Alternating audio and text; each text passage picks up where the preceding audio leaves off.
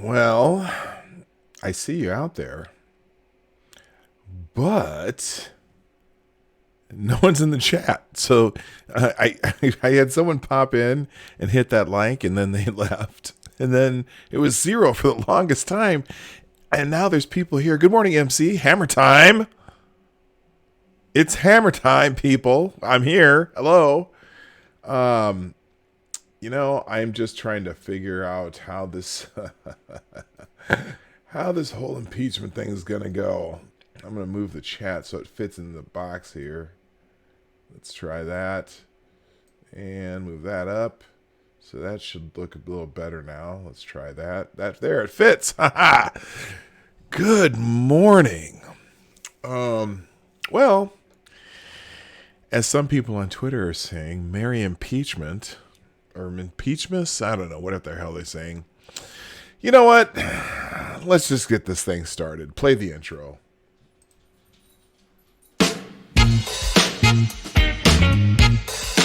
Ladies and gentlemen, coming to you live from the Lucky Dog Studio in a hidden location somewhere in the upper Midwest of the United States of America, it's a brother making his own way, but with all the wrong opinions. Welcome to the Morning Night Live with your host, yours truly, P. Dog Night.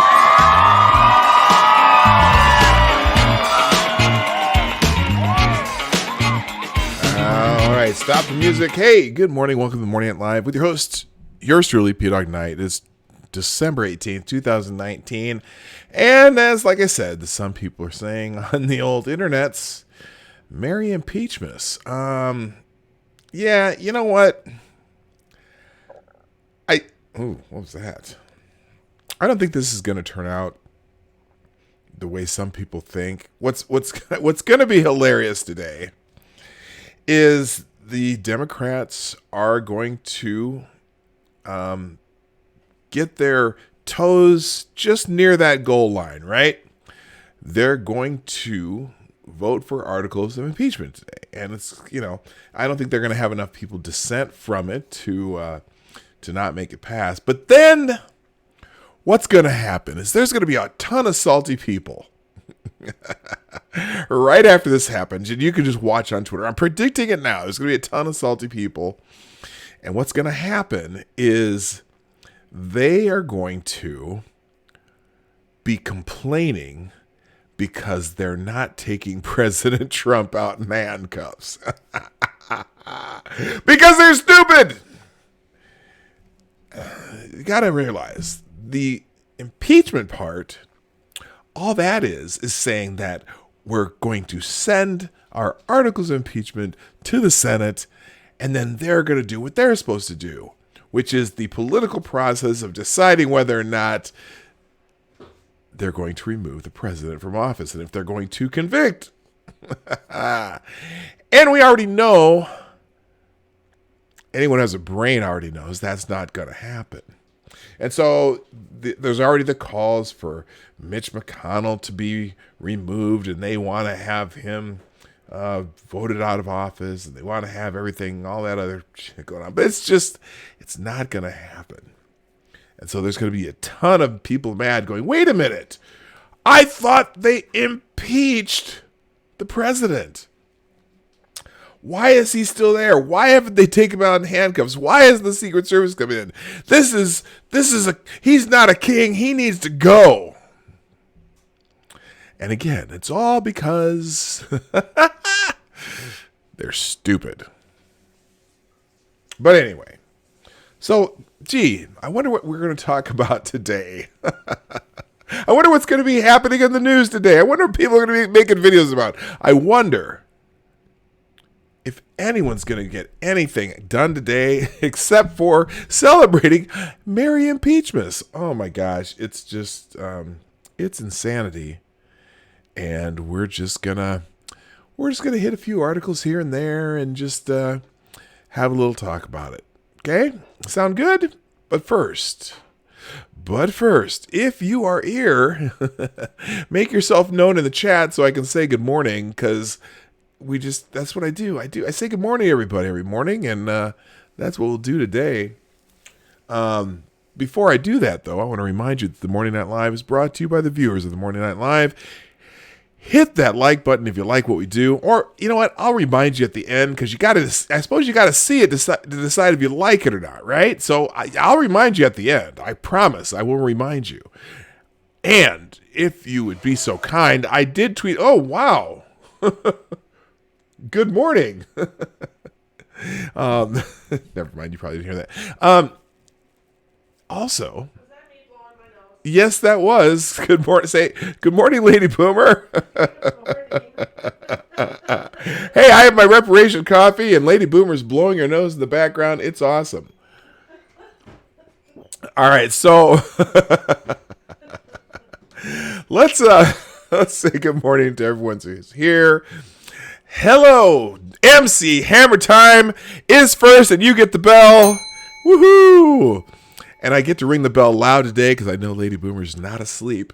And good morning, Necrosaw Collins and Rolling Bear, Chicago Mike, Chi-Town Jay. A couple Chi-Town people here today. I like that. Good morning, Richo, my friend from down under, Jaeger Pony, Chadwick Dupree, a.k.a. Dammit Dammit Chadwick, Zero the Hero, Renovasio with a new avatar. That's kind of sharp there. And everyone else who's lurking in the background. So, morning, afternoon, Peter. Renovaccio, where are you located? Because I noticed that you have you're later in the day, I think, compared to me. I'm not sure where you're from. Here's what you can do. Just give me everyone in the chat and everyone who hasn't chatted yet, give me a general. Either you don't have to give me exactly where you live, but just unless you want to tell me a city or a state or a country or a general location, anything that you're comfortable with. Tell me what part of the world you're in. Good morning, Geodes. How you doing? Let me know what part of the world you're in because I've always been kind of curious. Where are you from? Oh, that's right. I knew you were from. I knew you were from Ireland. I just don't remember why I don't remember because we talked about Ireland because I have to go to Cork someday. But anyway, yeah. Let me know where you're from, people. I'm trying to kind of get my regions down. I suppose there's something in the Central Time Zone South. See, that's close enough. That's all I need to know. All right. So that's always good to know. All right, so let's,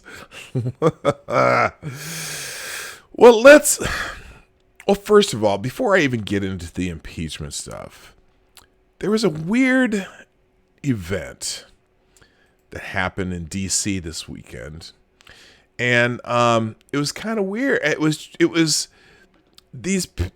some people who were getting harassed in Washington, D.C. I mean, go figure. So I have this article here. Pro-Trump women verbally harassed, a Navy SEAL assaulted by unhinged Democrats in a D.C. hotel.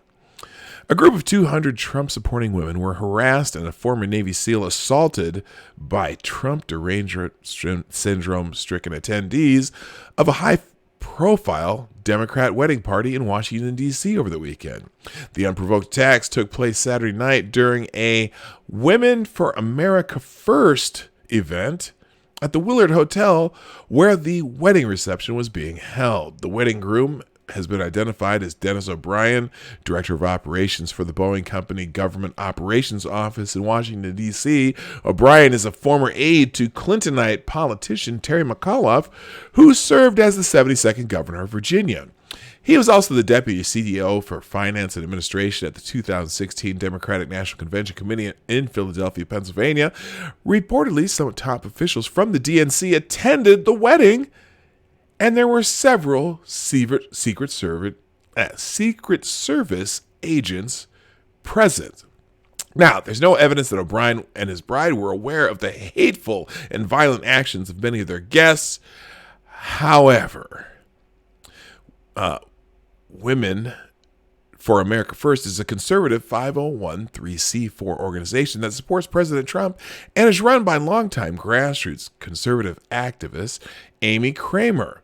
And so they tweeted out Tracy Beans, who, if you're not following Tracy Beans on YouTube and Twitter, she is fairly prolific in just what she does. She goes out and gets FOIA documents, and she just reads different documents on YouTube of things that are happening. It's really she's great. Anyway, the Democratic National Committee, and as an aide to then Chairman Terry McAuliffe, and numerous national and statewide campaigns. Okay, there's that. Anyway, okay, that's that.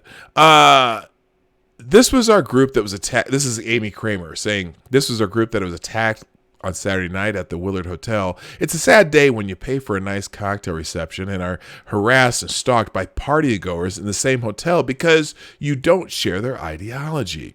According to the press release put out by Women for America First, their private event was interrupted at least 30 times by hostile wedding participants who taunted, stalked, and harassed the women, calling them MAGA sluts, and Trump cunts. Very nice. These are some nice people. Nazis, fascists, and bigots. Ramona, a member of WFAF group, told American Greatness that at one point, a 20-ish male wedding attendee shoved Paul, a middle-aged man, as he was walking down the hall with her and his wife. You just physically assaulted him, Ramona, she told him. You need to be arrested, but the man denied that he did anything wrong. You know how they'll push you and then pretend they didn't do anything and say, I didn't touch you. Oh, wow, I didn't realize that weed there is in my face. Let me fix this. I didn't realize I need to oops, not that, let's see. I gotta move this and this there. Maybe that'll be better. I'm going to go Tim Pool on you here and make my head as big as the little screen there. There. Now I got a giant head like Tim Pool, and I'm even wearing a hat like Tim Pool. Anyway, Ramona said that he saw the wedding guests verbally assault elderly women in the hotel bathroom, and that one belligerent drunk from the wedding party parked himself outside of their ballroom door for the entire night in an apparent attempt to intimidate them. The evening's disorder culminated in an assault of a retired Navy SEAL and former FBI Special Agent Jonathan T. Gilliam as he escorted some of the women out of the venue to safety. Approximately 4 to 6 men reportedly tried to block Gilliam as he tried to lead the women up the stairs. As the former SEAL tried to get around the Dems, they assaulted him, according to eyewitnesses. Only one of those men was arrested. The pro-Trump women were reportedly harassed by unhinged wedding party guests from the moment they set foot in the swanky Willard Hotel, which is located just a few blocks from the White House. These people are, it's just amazing that they think that this is okay. It's bordering on pathetic. It's amazing. Let's see. One incident, according to the WFAF press release, a group of women looking for the WFAF event were purposely misdirected into the wedding event by a group of women attending the wedding, so they could be mocked by wedding attendees. Holy shit. Gilliam wrote in a subsequent tweet that he was okay, but the future of the country was perhaps not. Here's Jonathan Gilliam's tweets. Saturday night at the Willard Hotel in Washington, D.C., I attended a WFAF gala speaking in support of our president and the strength of all free women in the United States. Unfortunately, due to harassment from Trump haters from an adjacent ballroom and lack of hotel security involvement, an event occurred when myself and others were escorting WFAF women out of the venue. I'm okay, but the future of our country is not. So, apparently he was speaking at this event. A group of 4 to 6 men savagely attacked Gilliam from all sides, punching and kicking him, according to Ramona, who got involved in the brawl when she saw how outnumbered the former SEAL was. Ramona told American Greatness she grabbed one of the men who was attacking Gilliam from behind in what she called a bear hug, effectively sidelining him. And then, although Gilliam was outnumbered, he got some good licks in, and that some of his attackers were bloodied. At one point, she said they were all on the floor fighting. So he got a few in. And it is a former Navy SEAL. He's got something going on. They don't. Of course, they don't know. He just looks like an old guy to them. Let's see. Conservative activist Ann Vandersteel wrote on Twitter that some of the Democrat wedding guests taunted the pro-Trump women as they tried to enter the elevator. Only people who care about their ovaries can ride the elevator, they reportedly sneered. Oh, isn't that special? And then Vandersteel posted a picture of a woman who allegedly taunted the Trump-supporting women in the bathroom, and again, calling them MAGA sluts and Trump's cunts or whatever. She posted a picture of a man who said he paid $100,000 for the wedding so his guests could behave however they wanted. Isn't that? Yeah, good for them. So there's a couple of the assaulters as opposed to the assaultees. I'm pretty sure they'll be salty when they find out their pictures on Twitter, but that's okay. Anyway, so yeah, this is just, it's Antifa light. Apparently a special Antifa style wedding. If today were Thursday, well, you know what? Even though it isn't Thursday, I think it's a good time for an FTG for those people. There's mine. Let's see who else. A couple of those people show up here. Good morning, Duck Dog, RVA. I see you all popped in. Shia Grath, how you doing? And Marsupial Gamer. I'm glad you all are here. All right, so let's get into a little bit. The sham-peachment. Now, I'm going to just read the, again, good morning, Tyler F. also. Let's see. Let's just go into my favorite news aggregator. Oh, here we go. Now, let's see. I'm going to look, actually, I asked you guys to put some towns or general areas. So I got Ireland, Central Time Zone South, which, Central Time Zone South would be somewhere between Texas, Louisiana, maybe part of New Mexico, and maybe Oklahoma. That's all south. Maybe the western end of Mississippi. I'm not sure. Okay. We got Michigan, North Dakota, South Australia. We know that's Richo. New Mexico, Greater Toronto, Ontario area, Maine, southwestern Ontario. All right, there you go. So we've got to get a little geographic diversity in my audience. That's fantastic. So today we're going to have a full vote in the House to impeach the president over the high crime of winning the 2016 election. Yes, Democrats have been waiting for this day since November 2016, when they first said that the president should be impeached even before he was ever inaugurated. And jamming a monkey wrench in the left's planned dismantling of America has found it. It's hard to read the tea leaves on this one. Conventional wisdom dictates that Nancy... I'm reading... This is J.J. Sefton, who writes at Ace of Spades, and so I'm using his language. This language is not my language, but this is how he speaks. Nancy Palsy, nor any political leader worth his or her salt, would ever bring a vote to the floor if they didn't know well in advance they whipped the votes for passage, especially something with the political ramifications of this. But this was a crazy-ass Thelma and Louise kamikaze mission that may or may not have gone completely beyond her control. The question is, does she or doesn't she have them? Well, let's do the math. She needs 218 votes. There are now 234 Democrats, 200 Republicans, including now Jeff Van Drew, and one independent, Amash. Assuming she gets none of the 200 from the GOP with Amash, she starts off with 235. She has a 17-vote cushion, but there are 30 freshmen who are under intense pressure from their constituents to vote no, or even abstain for their political survival. Considering the polling, they might be finished anyway come next November, no matter how they vote. I think there are about 4 or 5 in the past day or so who have openly committed political suicide by declaring they will vote in favor of impeachment. The rest have remained silent. So it's anyone's guess.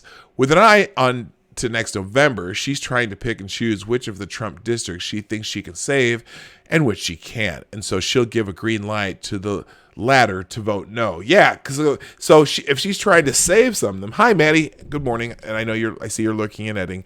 Yeah, so those people who are in those vulnerable districts, Nancy Pelosi can tell them, you know what? Just go ahead and vote no, because we're going to get the votes. And then you can pretend that you were trying to trying to stay with your constituents and do what they'd like. But you know what? We'll see. In the end, I think it will pass, but by a very narrow margin. But it will be a Pyrrhic victory. There will be no bipartisan support, and the optics of even one Democrat voting no, despite the behind-the-scenes political machinations for allowing it, still reads in the eyes of the public as bipartisan opposition. Yes, the Republicans say, well, we had bipartisan opposition to this, and the Democrats will not be able to say that. And this is a political process, and it's just not, it's not cool if it's not bipartisan, right? Because impeachment should be a bipartisan effort. Jeff Van Drew, and here's the thing. Even one Democrat voting no, despite the behind-the-scenes political machinations for allowing it, still reads in the eyes of the public as bipartisan opposition. Jeff Van Drew already did that and more. He left the Democratic Party over this. And please, God, if Pelosi falls short of 218, it would be an absolute catastrophe for the Democrats in 2020 and perhaps for a long time afterwards. The incompetence and duplicity of the GOP not capitalizing on the Trump era notwithstanding.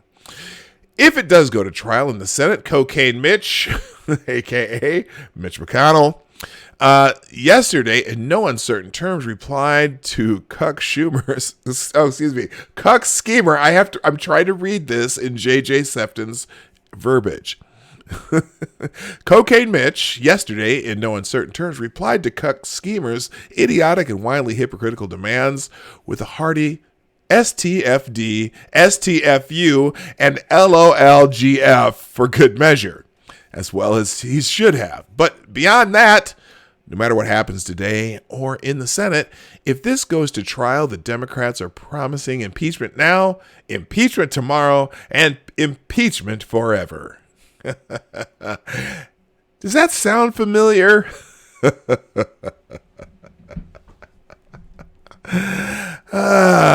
So be it. Since after 2020, Trump will have SCOTUS picks now, SCOTUS pick tomorrow, and SCOTUS picks forever. Inshallah. So yeah, it's going to be glorious. All right, so now,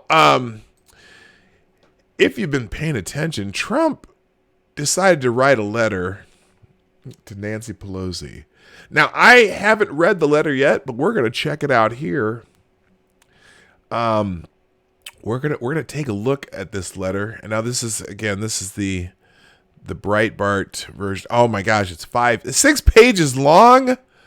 Oh, good God. Are we going to read this? I don't know if I'm going to read all this. We're going to read maybe the first page of it just to give you a taste of what the president had to say to the Madam Speaker of the House. Throw in a few GFYs too. There you go.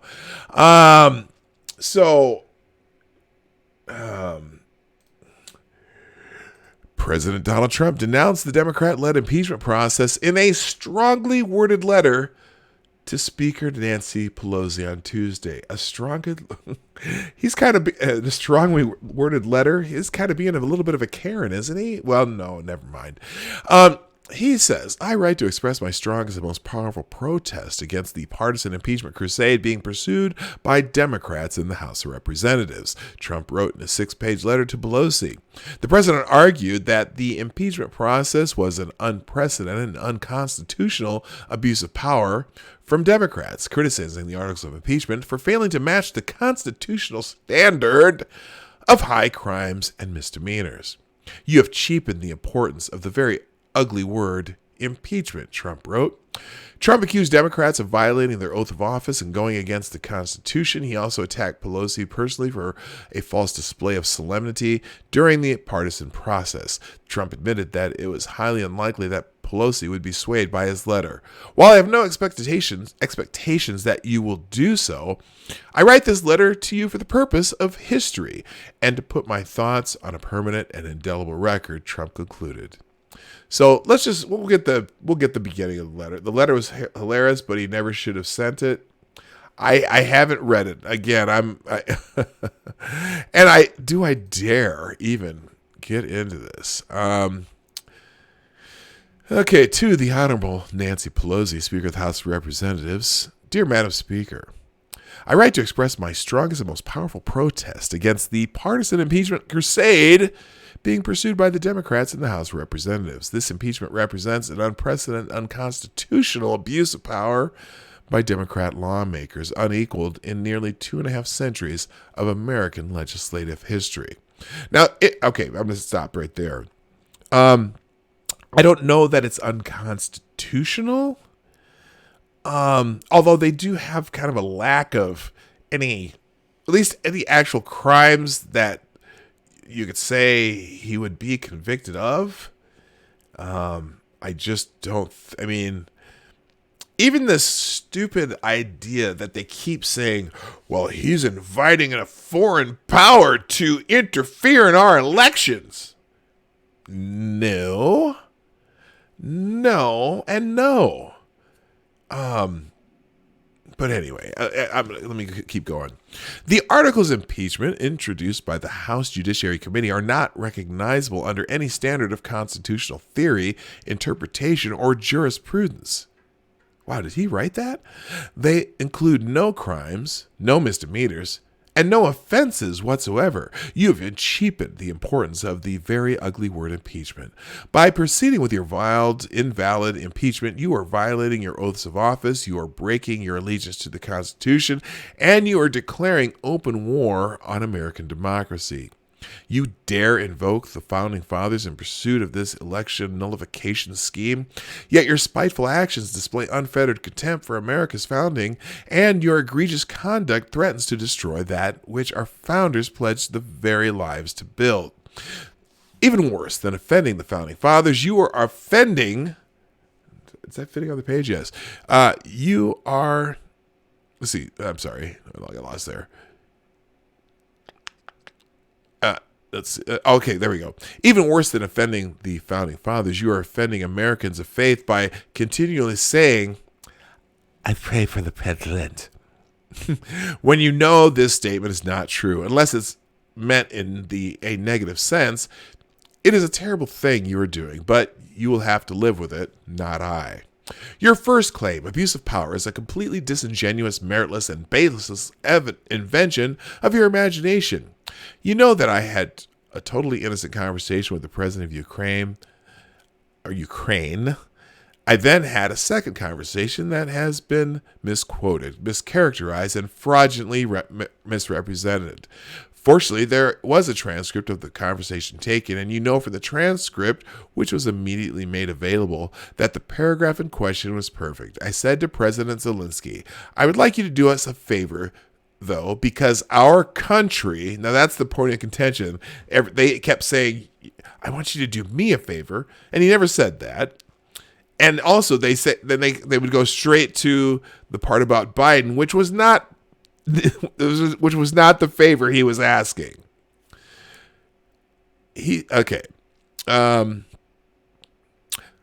I said to President Zelensky, I would like you to do us a favor because our country has been through a lot and Ukraine knows a lot about it.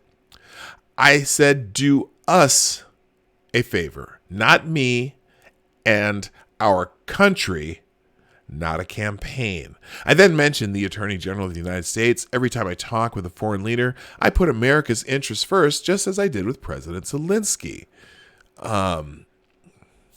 You are turning a policy disagreement between two branches of government into an impeachable offense. It is no more legitimate than the executive branch charging members of Congress with crimes for the lawful exercise of legislative power.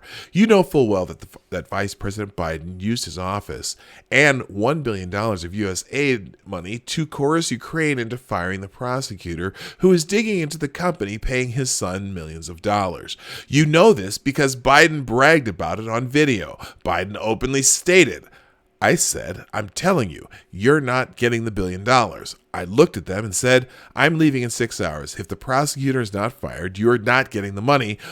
Well, son of a bitch, he got fired.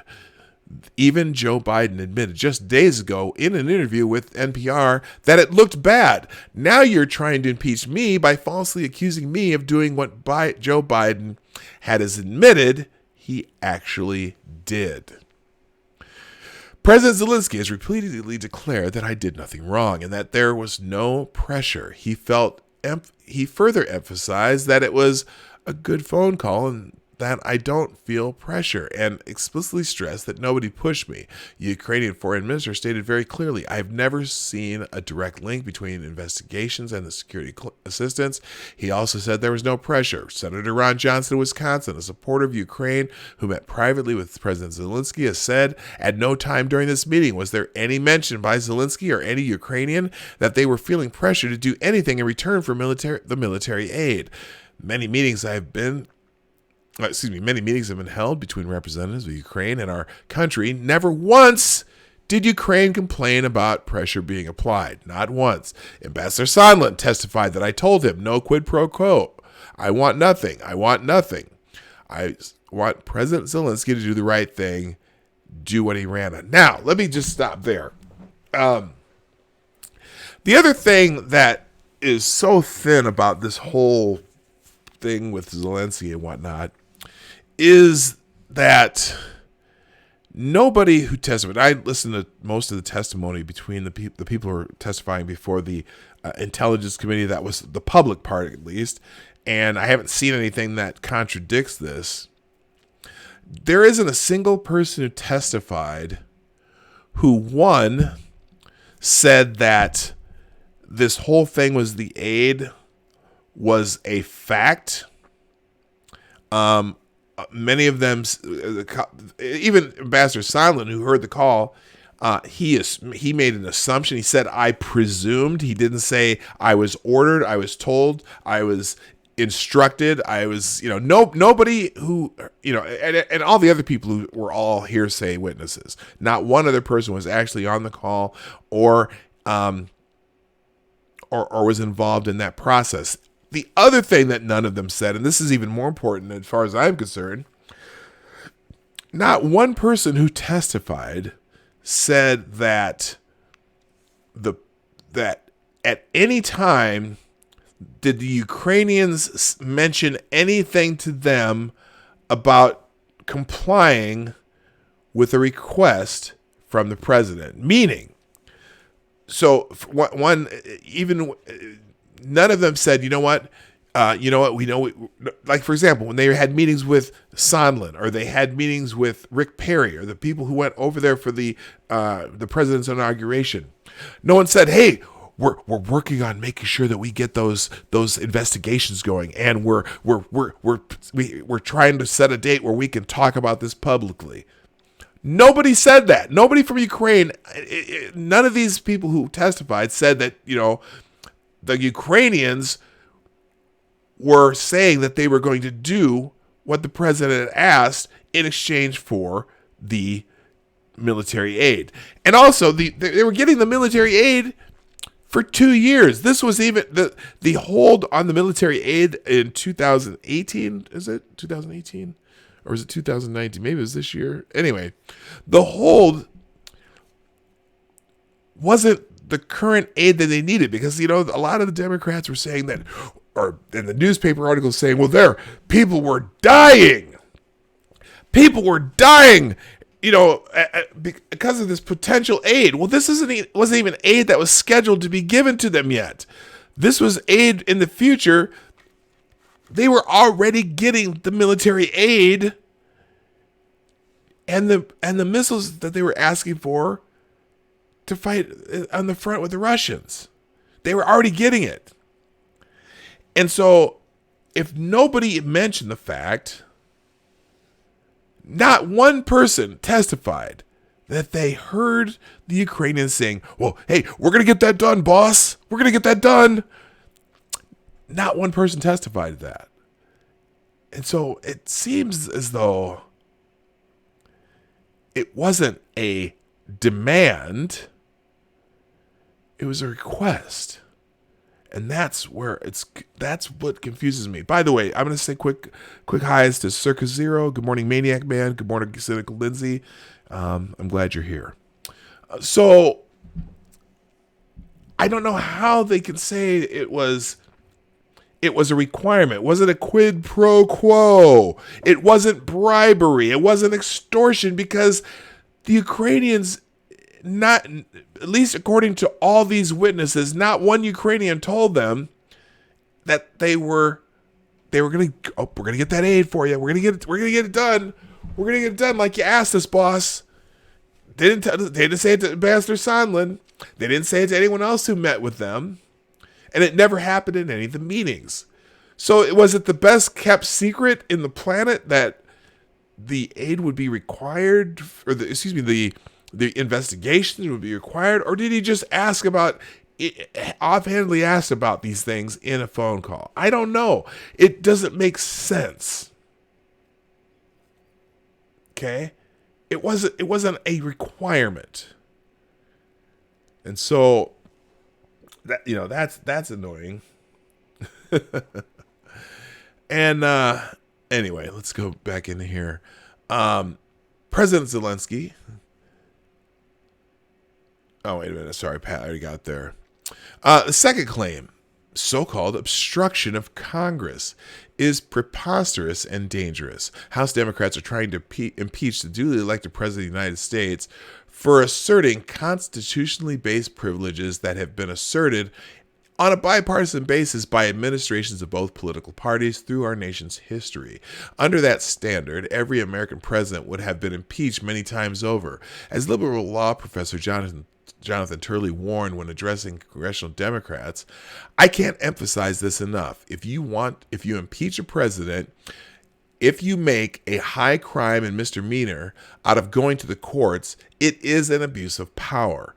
It is your abuse of power. You're doing precisely what you're criticizing the president for doing.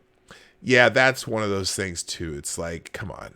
The abuse of power, the obstruction of Congress one, that's pretty thin. If you know what, you haven't gone through the diligence to claim there's an obstruction. If he's claiming, now he may or may not be wrong on the executive privilege part, but he can claim it, and the two co-equal branches of government have a third co-equal branch of government that's supposed to be the referee in these things. And that's if the executive branch doesn't comply after the judicial branch and the legislative branch say you need to do it, then maybe you can say there's an obstruction. But see, they want to get this done fast because they don't want to have to go through an election. But here's you know what the funny thing about this is? So they know that the Senate's not going to convict if they approve these articles of impeachment. But let's say the Senate did. Let's say they went through this process and the Senate said they were going to remove him, and so they end up, it would take probably into the Senate trial is going to take months if they actually did this. And let's say they remove the president. Do you realize he could be elected again either way? It's fascinating. But you know what? They've already said that even if this doesn't work, they're just gonna keep impeaching him and keep impeaching him. How's that gonna look to the American people? Do you think the independents think this is a good idea? And a couple of these representatives have been in the news saying, "Hey, we're just gonna keep. You know what? You can be impeached more than once." Right? I think that little line where he says,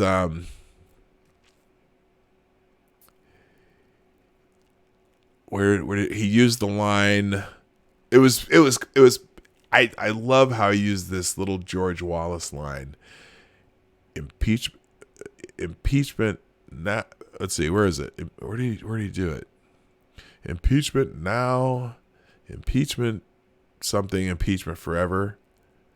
That's kind of funny because George Wallace, the guy who said that with the segregation now, segregation something, segregation forever, he was a Democrat. I know someone's going to throw that the party switched argument. You know when the people use that argument, I have to chuckle. I have to chuckle when people use the party switched. So we know that, and the Democratic Party was the party of slavery. They were the party of Jim Crow, yada, yada, yada. Clearly they aren't now because nobody now is the party of slavery or the party of Jim Crow. But when it comes to who should apologize for that stuff, and the Democrats always, they're talking reparations. And I like Hotep Jesus's take on this. Well, the Democrats must pay. I mean, it's the Democrats were the one who did this. Wait a minute. The parties have switched. Oh, no. Remember how this works. So let's take, for example, you buy a company. Let's take Newsweek magazine. Here's a great example. So Newsweek magazine was in major financial trouble, going through bankruptcy and yada, yada, yada. And so they were trying to sell the company. And now Newsweek got bought. The entire journalistic company, Newsweek, was sold for $1. But the business that bought Newsweek, that's bought the company for $1, also bought the company's entire debt. It was like $91 million. Or $91 million in debt. So when they bought the company for $1, it's really because they bought the company and its debt. So it's the cost of buying the company was actually that debt that they owed still after they bought the company. So they still owe the debt. It's just under new ownership. So when the Democrats, say, well, someone says you're the party of slavery, you're the party of Jim Crow. Well, the Democrats say, well, the parties switch. Well, guess what? You bought the company. It's your debt. I came up with that the other day, and I was so proud of myself. I think that's a great argument. It's your debt. Uh-oh, wait, what? Excuse me, what the hell's going on here? I don't need that. Get off my screen. So anyway,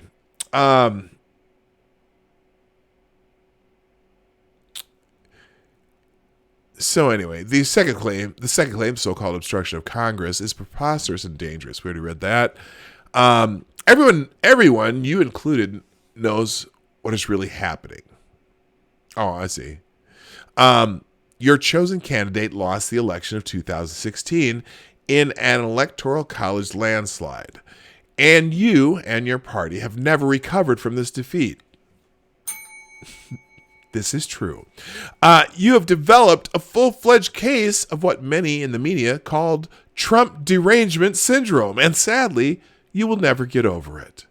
You are unwilling and unable to accept the verdict issued at the ballot box during the great election of 2016. So you have spent 3 straight years attempting to overturn the will of the American people, and nullify their votes. You view democracy as your enemy. If Trump got removed, Pence could make Trump his vice president, then resign. But who's next after Pence? Pelosi? No. Here's how it works. Hi, Jeremy Johnson, by the way. If Trump were removed from office, Mike Pence would be sworn in as the president of the United States. He would have the choice of appointing a new vice president. The only way that Pelosi would be the speaker, Pelosi would become the president, if, for example, they found some way to impeach Trump and Pence and remove them from office at the same time, or if, for example, if both Mike Pence and Donald Trump were, God forbid, killed on the same day, for example, then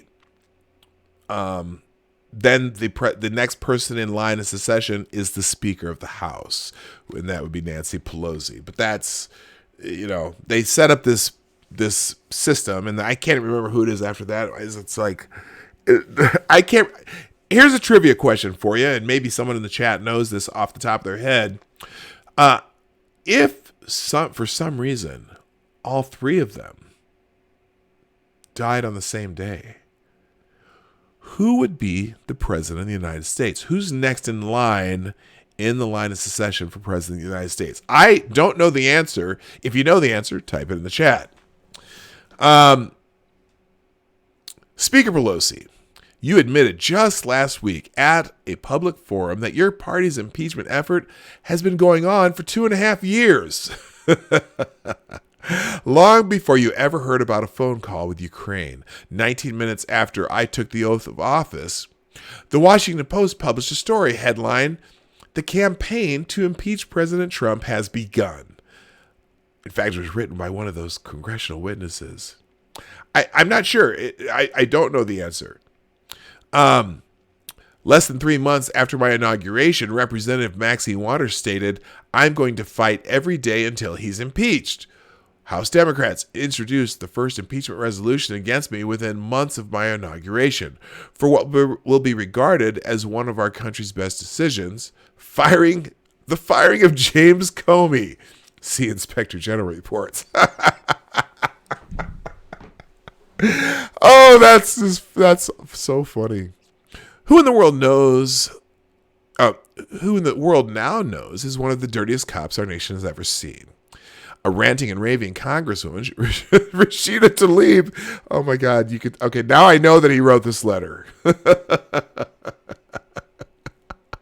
A ranting and raving Congresswoman, Rashida Tlaib, declared just hours after she was sworn into office, "We're going to go in there and we're going to impeach the motherfucker." Representative Al Green said in May, "I'm concerned that if we don't impeach this president, he will get reelected." See, that's the real problem.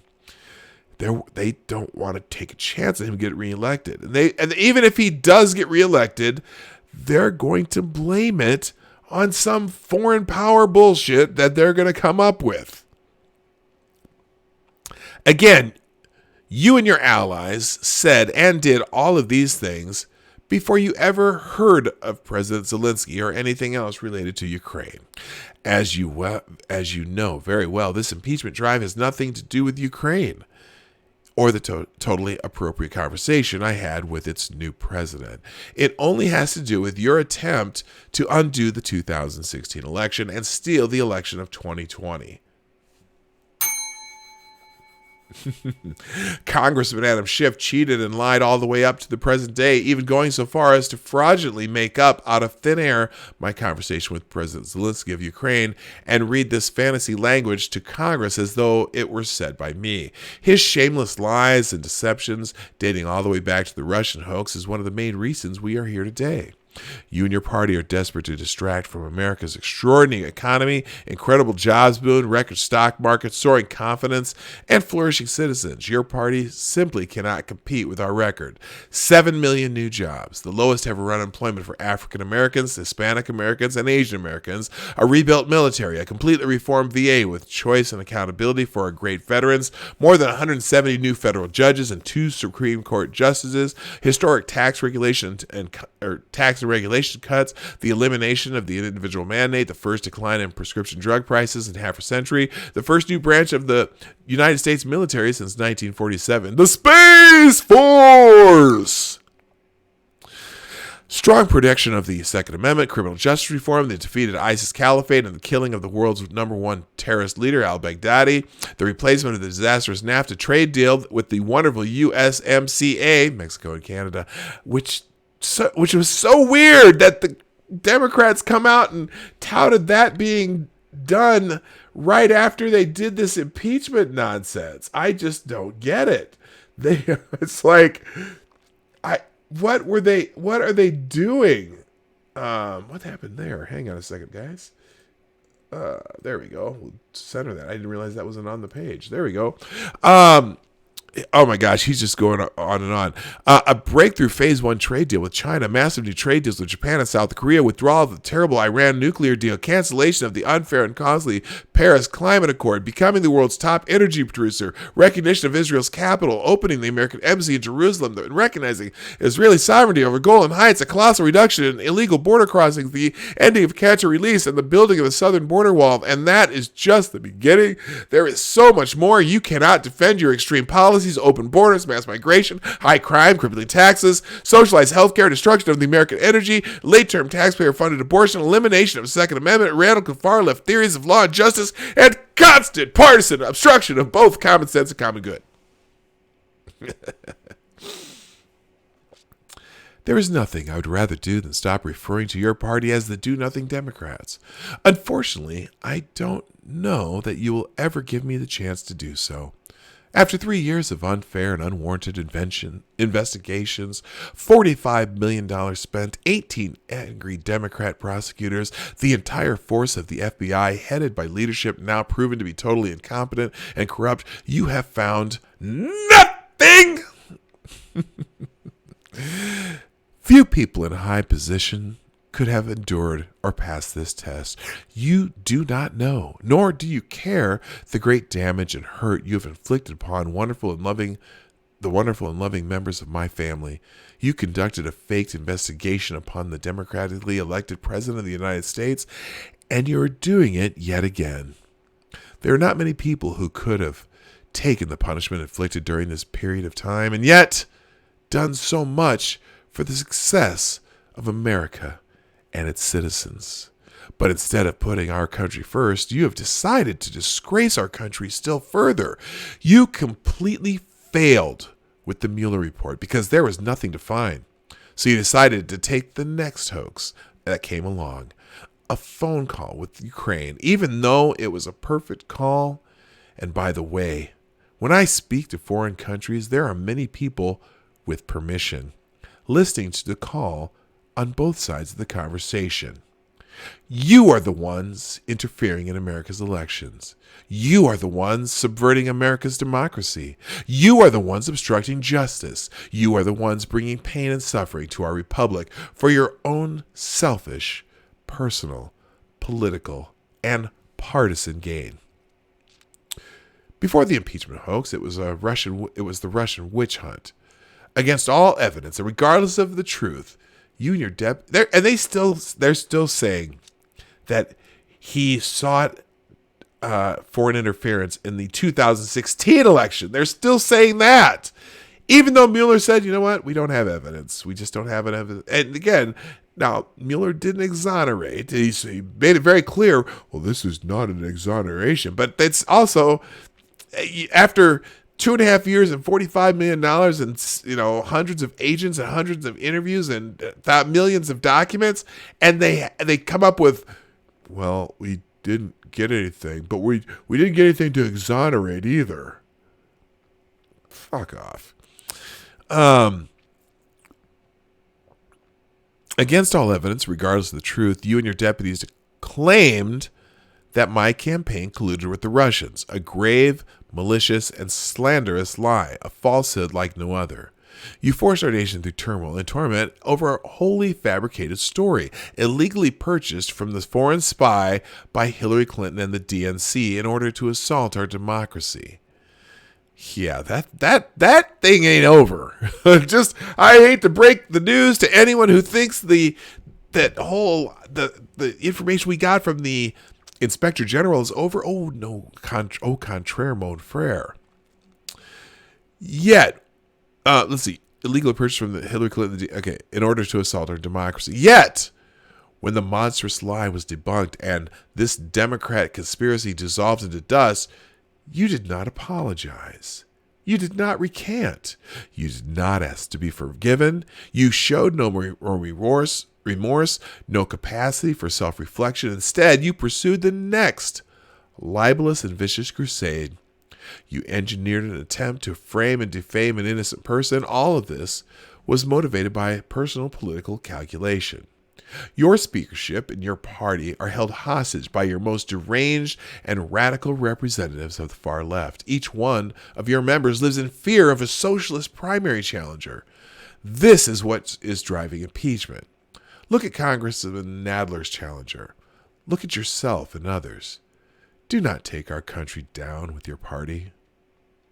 If you truly cared about freedom and liberty for our nation, then you would be devoting your vast investigative resources to exposing the full truth concerning the FBI's horrifying abuses of power before, during, and after the 2016 election, including the use of spies against my campaign. You know, he's using that word spies again, which they did do. Again, spy is not a dirty word. Spy is a technique. Spying is a tactic. Okay, so for them to say they didn't spy on the Trump campaign, well, yes, they did. You went in there with people wired with recording devices. You did electronic surveillance. That's the definition of spying. Okay, you just don't like it because it sounds dastardly, but it's what it is. Including the use of spies against my campaign, the submission of false evidence to a FISA court, and the concealment of exculpatory evidence in order to frame the innocent. By the way, you know, and then some people are saying too that, okay, they only had, you know, they did this to Carter Page, and they only did this to 4 people, the electronic surveillance warrants. But there's a principle when in that type of surveillance warrant that it was called second step, I think, or second tier. I can't remember. But anyone that person they have the warrant talks to, a secondary person, they can also listen in on the secondary person's calls and communications. So for example, let's say Carter Page, who is temporarily a volunteer aide for the Trump campaign. They get the FISA warrant on Carter Page. Anyone Carter Page calls or talks to is that second step that they can also do surveillance on. So it's a very powerful tool that they use, but clearly in this case, it could be abused because these people are part of a presidential campaign. Okay, so that's why they went in with wires. They went in with recording devices when they went in to supposedly advise people from the campaign. If that's not spying, what is? I mean, this whole episode is so old school J. Edgar Hoover FBI bullshit, like they did with, you know, like when they were you know, investigating Martin Luther King, and Hoover was trying to get him to commit suicide, and came in and said, well, we have this information on you that we wouldn't want to have to tell your wife about, and yada, yada, yada.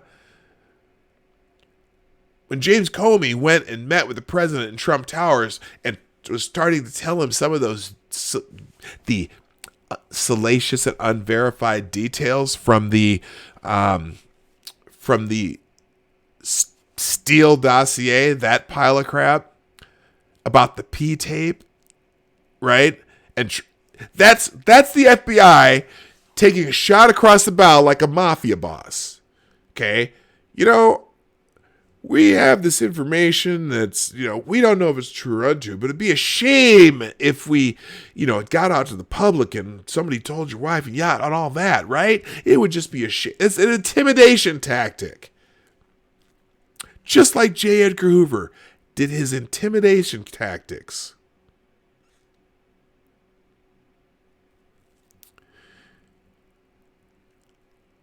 I would think that you would personally be appalled by these revelations, because in your press conference, the day you announced impeachment, you tied the impeachment effort directly to the completely discredited Russian hoax, declaring that, quote, all roads lead to Putin.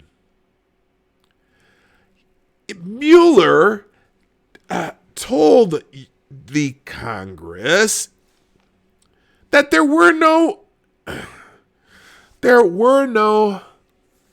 no evidence that the Trump campaign colluded with the Russians. And remember when she said that when she announced that I'm instructing Jerry Nadler, as if she's the queen. I'm instructing Jerry Nadler to write up articles of impeachment on the President of the United States, I declare. And then she brings up all roads lead to Putin. What exactly have we done for Putin since President Trump's been in office?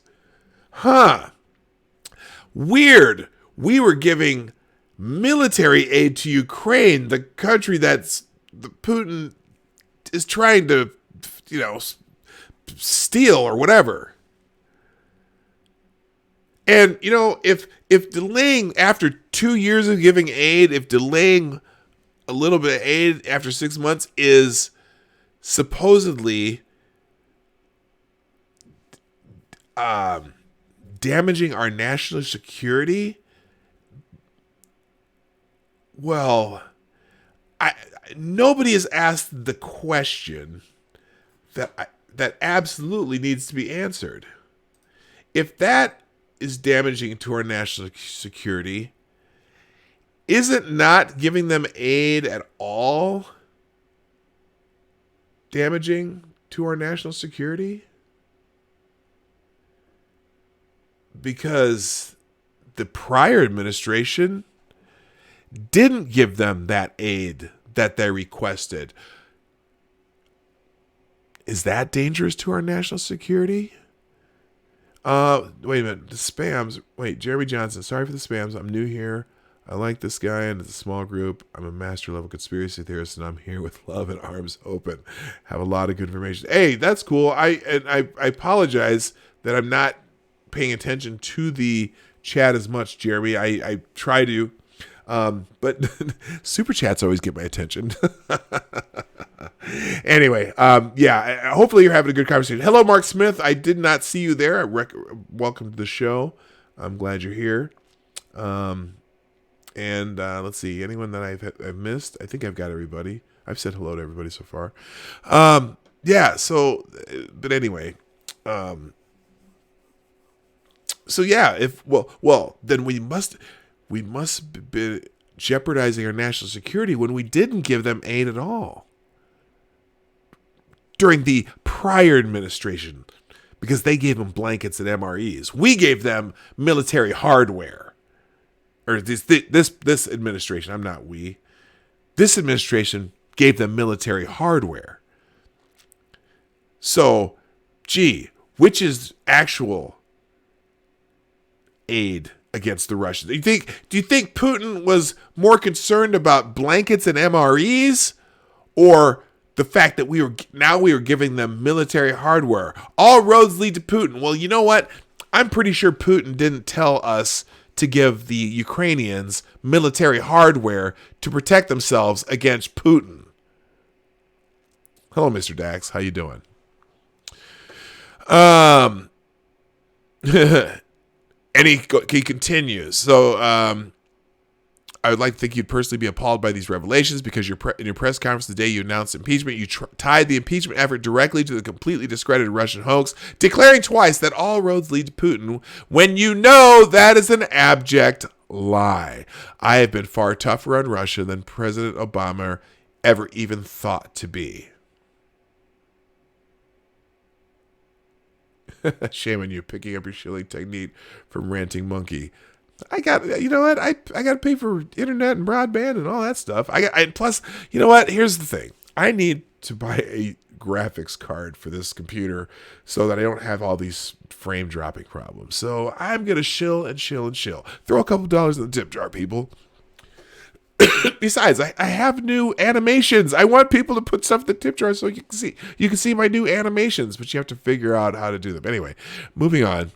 As a member of Congress who votes in support of impeachment against every shred of truth, facts, evidence, and legal principle is showing how deeply they revile the voters, or any member of Congress, I'm sorry, and how truly they detest America's constitutional order. Our founding fathers feared tribalization of partisan politics, and you're bringing their worst fears to life. Worse still, I have been deprived of basic constitutional due process from the beginning of this impeachment scam right up until president. I've been denied the most fundamental rights afforded by the Constitution, including the right to present evidence, to have my own counsel present, to confront accusers, and to call and cross-examine witnesses. Like the so-called whistleblower who started this entire hoax with a false report of the phone call that bears no relationship to the actual phone call that was made. Once I presented the transcribed call, which surprised and shocked the fraudsters, they never thought that such evidence would be presented, the so-called whistleblower and the second whistleblower disappeared because they got caught. Their report was a fraud, and they were no longer going to be made available to us. In other words, once the phone call was made public, your whole plot blew up, but that didn't stop you from continuing. More due process was afforded to those accused in the Salem witch trials. Well, I don't know about all that, but it is kind of humorous. Good morning, Green Thunder Mighty. You and others on your committees have long said impeachment must be bipartisan. It is not. You said it was very divisive. It certainly is, even far more than you ever thought possible, and it will only get worse.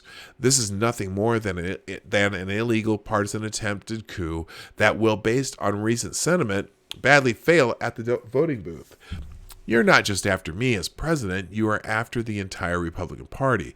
But because of this colossal injustice, our party is more united than ever than it has ever been before, except for the never-Trumpers, of course. But because of this colossal injustice, our party is more I already said that. History will judge you harshly as you proceed with this impeachment charade. Your legacy will be that of turning the House of Representatives from a revered legislative body into a starred chamber of partisan persecution. Perhaps most insulting of all is your false display of solemnity. You apparently have so little respect for the American people that you expect them to believe that you are approaching this impeachment somberly, reservedly, and reluctantly. No intelligent person believes what you're saying. Since the moment I won election, the Democrat Party has been possessed with impeachment fever. Impeachment fever. Da-da-da. There is no reticence. This is not a somber affair. You are making mockery of impeachment, and you are scarcely concealing your hatred of me, of the Republican Party, and tens of millions of patriotic Americans. The voters are wise, and they are seeing straight through this empty, hollow, and dangerous game you're playing. I have no doubt the American people will hold you and the Democrats fully responsible in the upcoming 2020 election. They will not soon forgive your perversion of justice and abuse of power. There's far too much that needs to be done to improve the lives of our citizens. It is time for you and the highly partisan Democrats in Congress to immediately cease this impeachment fantasy and get back to work for the American people. While I have no expectation that you will do so, I write this letter to you for the purpose of history and to put my thoughts on a permanent and indelible record.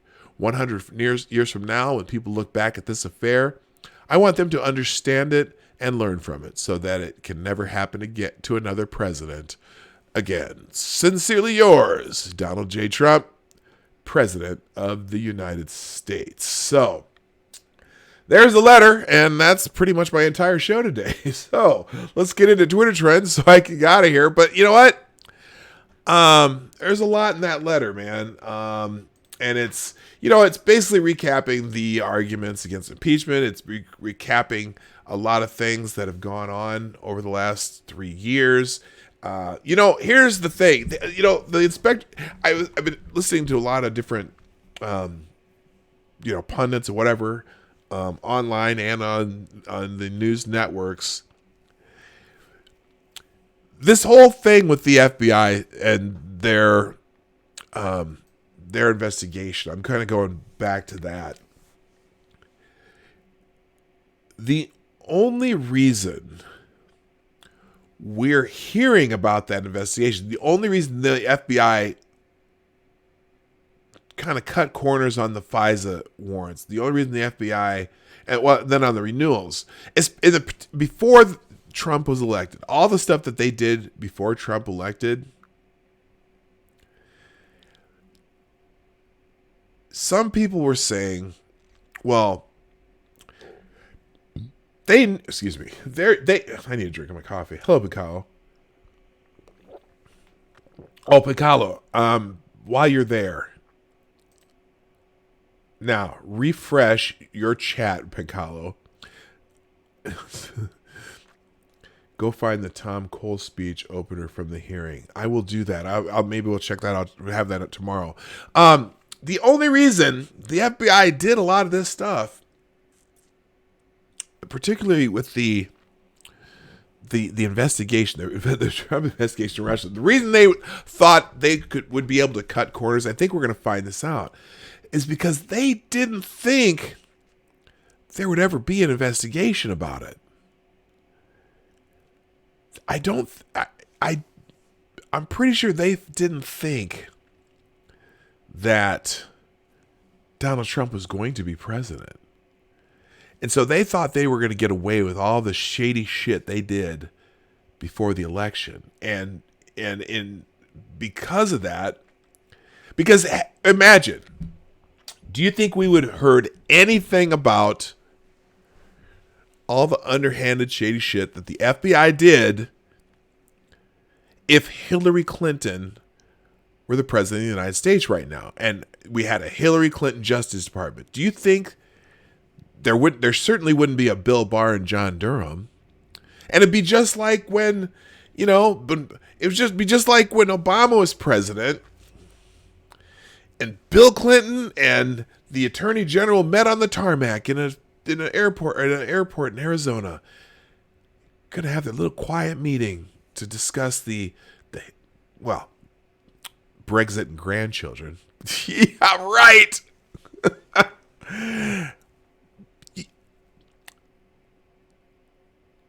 You would never hear about you would have never talked about this investigation. This Inspector General report probably wouldn't have been even made public because it probably wouldn't have been as many questions because they would have been like, well, doesn't matter. It's over. The election's over. You're not accepting the results of an election? That all the pundits would be saying that. Trump would not have been allowed to complain about losing the election and any of the dirty shit the FBI was doing. But Trump won. And so now you have Attorney General Bill Barr, who appointed John Durham. John Durham is pretty much a nonpartisan. John Durham, if Hillary won, Epstein would be alive. Yeah, probably. Probably wouldn't have heard about about Epstein. They would have found a way to just sneak him off to his, whatever. He wouldn't have, nothing would have happened with Epstein either, I don't think. But Trump won. And so you have William Barr and John Durham, who's a nonpartisan. John Durham has prosecuted FBI agents under Republican administrations, under Democratic administration. Nobody is questioning. Well, now they are, because now they're questioning John Durham just because he's actually investigating this. Do you think we would have ever heard again about Joe Biden's dealing if Hillary Clinton were president right now? No. Oh, that's right. Sessions did appoint Durham before Bill Barr. But okay, but John Durham wouldn't be working on this right now because they would have just kept it under the rug. Just the Justice Department would still be under Hillary Clinton's hands. Anyway, so that's the letter from President Trump to. Okay, and they're voting to end debate on impeachment right now. Here's what's happening in the House of Representatives as we speak. I'm sure you're just thrilled. Let's see. This is live at the House of Representatives. Ordering the previous question. This is to end debate. But it's going to be a straight up party line vote. But now I know I don't have the sound on that because I'm not staying on that. I got to get back into. Let's go into Twitter trends real quick, and then I got to get out of here. But thanks y'all for hanging around. Also, while you're thinking about it, just mention you can hit that like button. It's right down there somewhere. By the way, if Twitter, Streamlabs, and Venmo at PDogNight is my handle. Follow me on Twitter. Make sure you're following me here, and make sure you click the notifications bell. Let's check out what's happening on Twitter. Of course, number one on Twitter today is obviously going to be, they're calling it Impeachment Day. Oh, also, by the way, thank you, Necrosol and G Prime and Rolling Bear and MC for retweeting the show today. Also, looks like, Necrosol put it out on his own too. Thank you. Back to today's trends. Let's get these done. Impeachment Day. Some people are celebrating. Hey, WR Costa, nice to see you.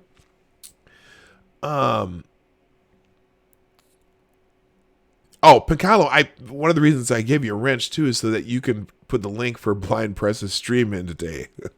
I try to, either you or somebody else always asks me to do that. So please feel free to put her stream in she streams right after me. Well, not right after me, but at the top of the hour. So I'm more than happy to promote her, too. All right, number one, Impeachment Day. Let's see. I'm only going to read a couple of these because this is going to be... I got to get this sound off my... here, let me turn the sound off on this. Although you didn't have it anyway. So, let's see. Liz Cheney calls for unanimous consent to require members to vote on the articles of impeachment by a manual roll call. Her motion is denied. Wow. That's amazing. Why would they deny that? Oh, I know why. Because they don't want these Democrats who are voting against impeachment to be heard. Listen to this. Hang on, I'll put this on here. Madam Speaker, I ask unanimous consent to amend HRES 767 to provide for voting by a manual call of the roll, so the American people can see precisely who is supporting the impeachment of a duly elected president. Members should be required to stand and identify themselves openly and on camera on the question of adoption of these articles of impeachment. All time has been yielded for the purpose of debate by the gentleman from Massachusetts. Does the gentleman from Massachusetts yield for this unanimous consent request? I do not. Gentleman from Massachusetts does not yield. Therefore, the unanimous consent request cannot be entertained. Well, they would have to vote on it then, but I'm pretty sure that they voted that down. But I think there's a point where they do have to they have to, at least as they register their votes, it will say who voted yay and nay. But I agree. They should have to stand up and say yes or no. Carpe Donktum says, today I'm reminded just how low the bar is for being elected to the House of Representatives. In some areas, the only requirement is the ability to ask someone to file the paperwork. Impeachment Day. The Foo says, my Impeachment Day prediction, the House will vote to impeach along party lines. The first time this ever has happened. The left will be shocked that this does not mean Hillary is president. The Senate will point and laugh, knowing this is dead in the water. Merry impeachments. Republican resolution Schiff.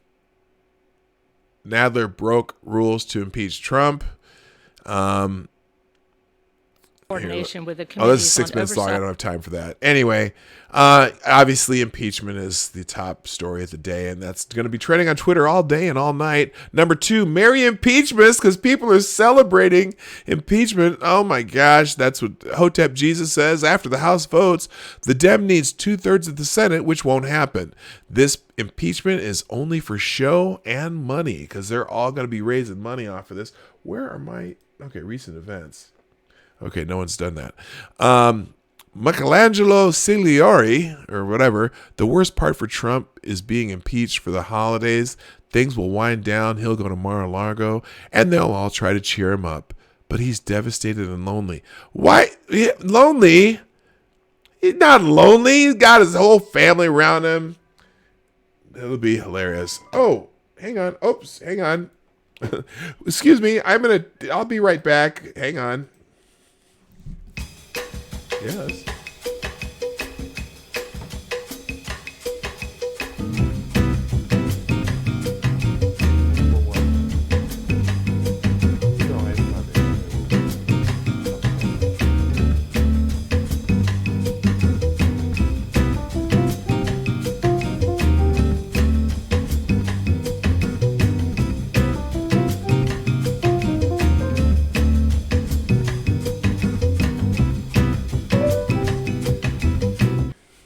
Okay, sorry about that. Had to take an important call there. All right, Will Chamberlain, the fact that people are even saying merry impeachments proves what Republicans have been saying all along. This is not about any high crimes and misdemeanors. It's about Democrats' hatred for Trump. Impeachment is just another way to express that anger and resentment. So that's how I see it. This, from the day Trump beat the Queen, all the Queen's minions have been very angry. And sorry, Trump impeachment is trending number 3. Wednesday wisdom is number 4. We'll do a Wednesday one today. Hopefully there'll be some wisdom that has nothing to do with impeachment. Oh no, but the number one is of course about impeachment. This is an important day. When history looks back, it will see who held Trump accountable and who didn't. Senate Republicans should think long and hard about their blind allegiance to the most corrupt president this nation has ever seen. Everyone keeps saying that too. Okay, corrupt. How has this been the most corrupt president this nation has ever seen? Corrupt. Now let's make sure you understand the definition of corrupt. Okay. It seems like corrupt would mean they were doing some dirty dealings. I don't think that you can say this is the most corrupt president ever. There have been some pretty corrupt presidents. In fact, our last president somehow got you think Teflon Don, Teflon Obama, even Reagan had a kind of little Teflon thing going. I think Reagan was a great president, but there was some dirty shit going on in his administration too. And then Lyndon Johnson, oh my God, if you only, come on, corrupt. Please, not even close. Interesting. Merry impeachment and happy acquittal. That's yeah, that's cute. Anyway, I like that. Thank you, Judge Death, who is here. Good morning, Wondering Lisa and Judge Death. Welcome. And hi, Pincalo. I don't know if I said hi. I gave you a wrench, but I didn't say hi. All right, moving on. We don't need any more Wednesday wisdom. Let's go on to. Oh wait, never mind. Here's a good one. 241 years later, and we still feel the same way. Here's our Wednesday wisdom. Full screen this one. Uh-oh, hang on. Let me see if I can fix that. Oh, shoot. Dang it.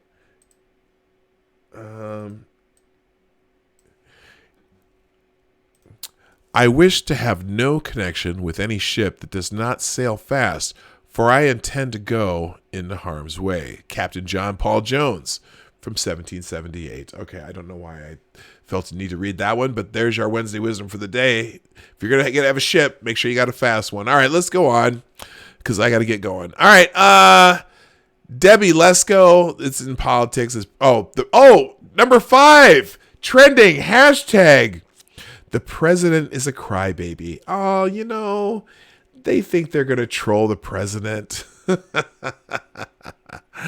Oh, the biggest laugh so far today, indeed, how they project. The president is a crybaby. Leftists, Democrats, progressives, the real crybabies the last 3 years. Believe me, you're going to call the president a crybaby after all the tantrums you all on the left have been having for 3 years. Are you kidding me?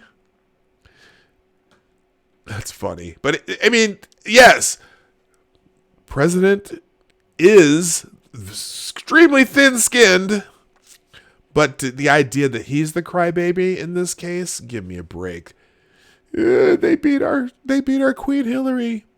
Sending thoughts and prayers to the mean girl president. Aw, imagine if a woman president got on Twitter every morning to complain about people being mean and unfair to her. Weak, hysterical, shrill, bitch, unfit to lead. Okay, so they're getting their licks in on the crybaby president. But you know what's hilarious about this? Imagine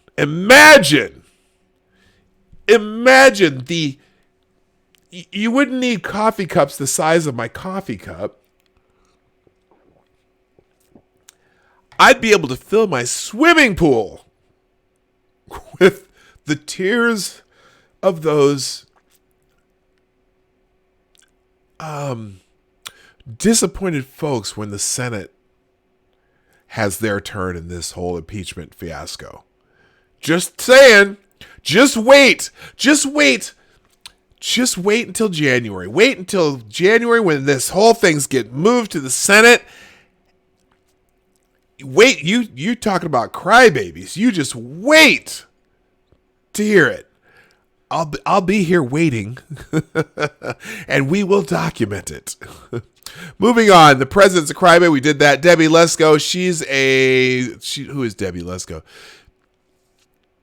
Did Debbie Lesko seriously just accuse Democrats of tearing families apart? No, that was you guys, and you put them in cages. Wow. Why are people mad at Debbie Lesko? Okay, she said something. What did she say specifically? Debbie Lesko has 4 minutes to embarrass herself. Debbie Lesko was married to an abusive man and still doesn't recognize one running our country. Oh, wow. Wow, that's interesting. Who was Hillary Clinton married to? Debbie Lesko always sounds like she's haranguing the guys behind the deli counter at a Piggly Wiggly to me. Apparently, some people don't like Debbie Lesko. This whole thing about the cages, though. Remember all those pictures they showed us of the kids in cages, so to speak, that were from 2015? Kaylin, whatever your name is. I don't want to say her name because I don't want you to go after her, but damn, you got some. You don't have cojones because cojones would be. Never mind. Hi, straight Sith male. Moving on. We don't need to hear about Debbie. Let's say a prayer. Say a prayer is trending. Can you believe that I will be impeached today by the radical left, do nothing Democrats, and I did nothing wrong? A terrible thing. Read the transcripts. This should never happen to another president again. Say a prayer. That's why say a prayer is trending, because Donald Trump tweeted it. If Donald Trump tweets it, it will trend. It's just like the Field of Dreams. If you build it, they will come. If he tweets it, it shall trend. It shall transcend all the trending of trends and trend. So everyone's making fun of him saying, say a prayer. How does Trump expect anyone to say a prayer when we've used them all up on mass shooting victims? Oh, aren't you special? Yeah, that's great. Trump just got what he asked for. Trump's request for supporters to say a prayer invites a wave of mockery. Okay, that's alternate. Alternate's kind of the... Trump tweets say a prayer as he's finally coming to the realization that he can't bully the House and those that are standing up for the Constitution and the rule of law. In a few hours, Trump will have a new title to his name. No, he won't. That's just it. He won't have a new title. He will still be the President of the United States. Sorry, but not sorry. Moving on. Paul Pierce and the '08 Celtics are trending. Let's see. Oh, we're slandering. They're slandering Paul Pierce. What are they saying about Paul Pierce? Is that why you couldn't get it done in Minnesota and you didn't want the pressure on you, and so you waived your no trade clause so you could be traded to Boston to a team with Paul Pierce and Ray Allen to beat a LeBron team with Mo Williams and Jamario Moon? Get out of here, KG. Did KG say something bad about Paul Pierce? Is that what Paul Pierce slander on the timeline? Why would you be? Why would you? Who's gonna say something bad about Paul Pierce? LeBron living rent free in the '08 Celtics head is epically Paul Pierce. Okay. We broke LeBron. You understand how he got to Miami? He was trying to consolidate because he didn't want the pressure on him. You understand that's Kevin Garnett chirping under LeBron. Okay, I don't know. That's sports. We don't talk sports that much, and I don't have that much time left. In the '08 Celtics, that they're trending together. So someone's chirping about Paul Pierce in the '08 Celtics. Keith Richards, This always makes me nervous when someone legendary is trending and they're in their 70s. Keith Richards is trending. Click. Okay, he's not dead. These are Keith Richards' daughters. When they pass away, he will inherit everything. Happy birthday to Keith Richards. He's 76 today. That's nearly 491 years in human years. Okay, it's he's trending because it's his birthday. So God creates Adam and Eve, and they look across Eden and see this old fella sitting on a rock and smoking. Who's that, Adam asks God. Oh, that's just Keith Richards, he replies. He was here when I got here. 76 a day, who'd have thunk it? Who'd have thunk he'd be this alive this long? Keith Richards is 76 today. He doesn't look a day over dead. It's Keith Richards joke day. Tell a Keith Richards joke. Happy 76th birthday to Keith Richards, born this day in Dartford, United Kingdom. It's great to be here. It's great to be anywhere, Keith Richards. That's what he says.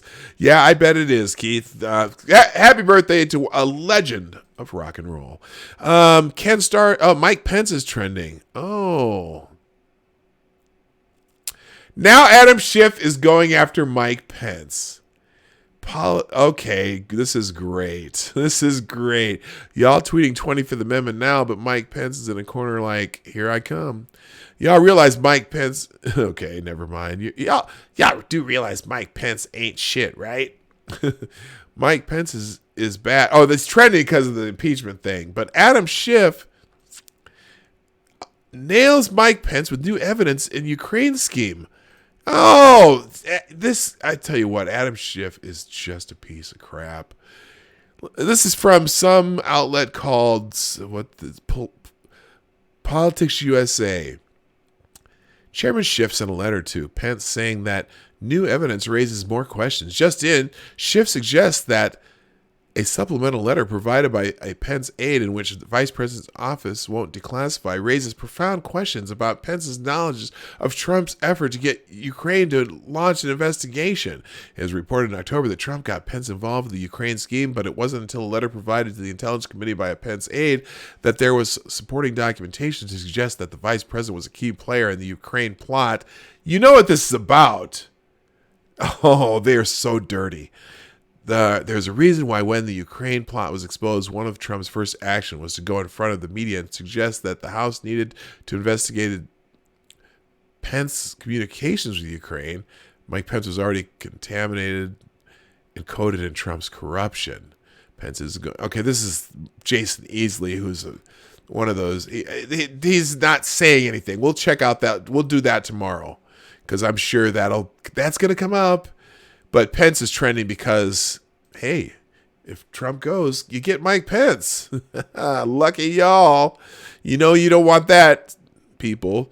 All right, Ken Starr is trending probably just because he weighed in on this whole thing. The evidence is overwhelming. The evidence has to be overwhelming, and it is not even close. Ken Starr, former independent counsel. Okay, they're making fun of Ken Starr because, Bill Clinton lied in front of a grand jury under oath, and, that's it.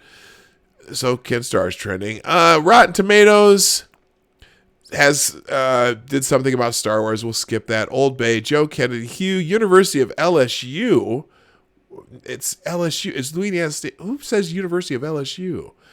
Congratulations to all the future scholar athletes announcing their matriculation at the University of LSU, Florida University, the University of Florida State, and the University of Auburn, and the University of Texas A&M.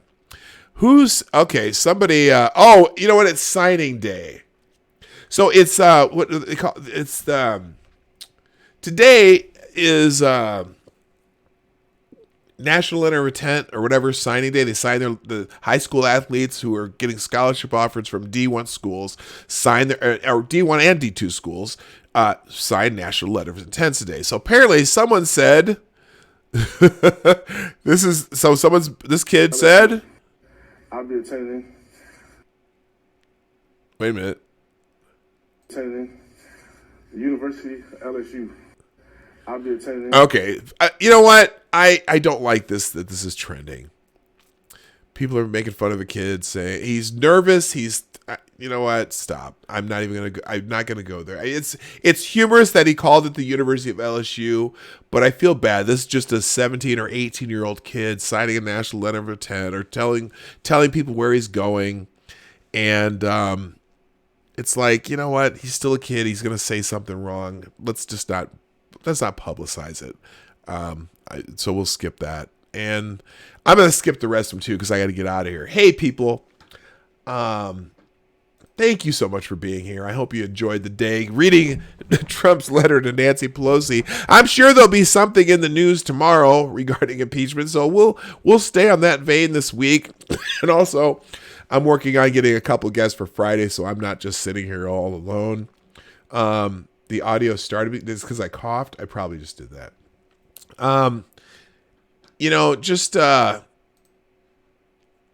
Now it's not receiving enough. Anyway, before you go, I just want to remind you that we're here Monday through Friday, 10 a.m. Eastern, 9 o'clock Central. And if you can do so, if you haven't done so yet, right down here, the link, the like thing and the subscribe thing, do all that, click the bell. If you want to throw a couple bucks in the tip jar, I would appreciate that too. That's down there in the Streamlabs link down below.